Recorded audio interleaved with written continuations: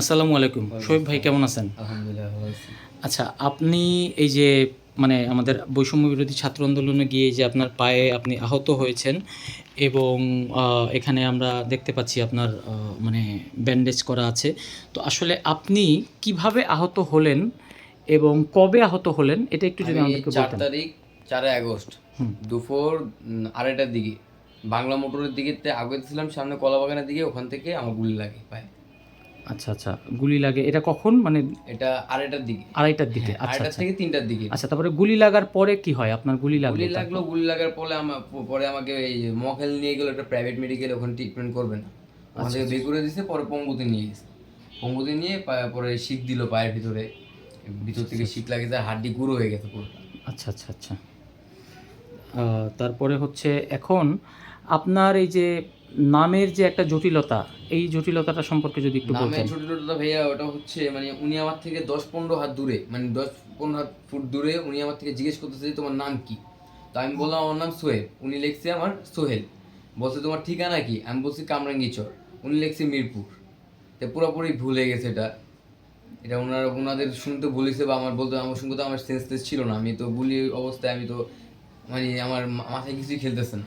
আচ্ছা, আপনি এই যে মানে আপনার নামটা ভুল হওয়াতে এখন আপনি এই যে চিকিৎসা করছেন, এটা যে আপনি মানে ফ্রি চিকিৎসা পাচ্ছেন না আপনি বলছেন, তাহলে এটার আসলে মানে খরচটা কিভাবে দিচ্ছেন? বা হচ্ছে ওইখানে আপনি যখন যাচ্ছেন আপনি কি তাদের কাছে ফ্রি চিকিৎসা চেয়েছেন কিনা? আমি ফ্রি চিকিৎসা চাইনি বলতে কি, আমি গেছি ওখানে এক্সরে দিছে আমাকে উনি। আব্বু বলছে যে এটা ফ্রি। তো ওখানে জিজ্ঞেস করছে মেডিকেলে, তো ওনারা বলছে এটা ফ্রি লেখা আনতে হবে ওখান থেকে, এখান থেকে ডাক্তার সিল দিলে তারপর ফ্রি হবে, না ফ্রি হবে না। তো আচ্ছা, আব্বু আচ্ছা। বলছে এখানে কোথা থেকে নিবো, তো যায় ডাক্তারের কাছে, ডাক্তার কিছু বলে না, ফ্রি বা কিছু বলে না। তো আমি গত সপ্তাহে গিয়েছিলাম, তো ওদিনকে ফ্রি দিছিল আমাকে। কিন্তু ফ্রি যখন আমি এক্সরে নিয়ে যাই কাগজটা, উনি বলে যে আরেক স্যার আছে উপরে, ওনার থেকে সাইন নেন, আরেক স্যার আছে ওখান থেকে সাইন নেন। সবার কাছে যায়, কোনো সারই নেই। ওরালা এখন ওই টাইমে তো ডাক্তার চলে যাবে, ১টা বাজে ডাক্তার চলে যায়। এখন আমি এক্সরে যদি আমার ৩ ঘন্টা লাগে করতে, তাহলে আমার ডাক্তার চলে যাবে। তো আমি এক্সরে করে লাভ কী হলো? আমি কাকে দেখাবো? আমার এক্সরেটা আমি কাকে দেখাবো? আমি দেখাতে পারবো না কাউকে। ডাক্তার তো চলে যায়। তা আমি এই জন্য টাকা দিয়ে এক্সরে করছি, ২৫০ টাকা দিয়ে। আমি আচ্ছা, যে আচ্ছা। কবার গেছি আমার ২৫০ টাকা করে রাখছে এক্সরে আর করতে। আপনার এই যে ব্যান্ডেজ বা ড্রেসিং এগুলো করতেও টাকা নিচ্ছে? আমার যে শিক বিয়ে করছে উনি নিছে ২০০ টাকা। আচ্ছা। খুশি হয়ে উনি ২০০ টাকা নিছে।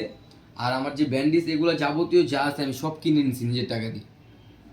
আচ্ছা, যাবতীয় আচ্ছা। যা আছে ড্রেসিং থেকে নিয়ে আমার বাসায় এসে ড্রেসিং করছে ১৩০০ টাকা করে, ওটা আমি নিজের টাকা দিয়ে দিছি।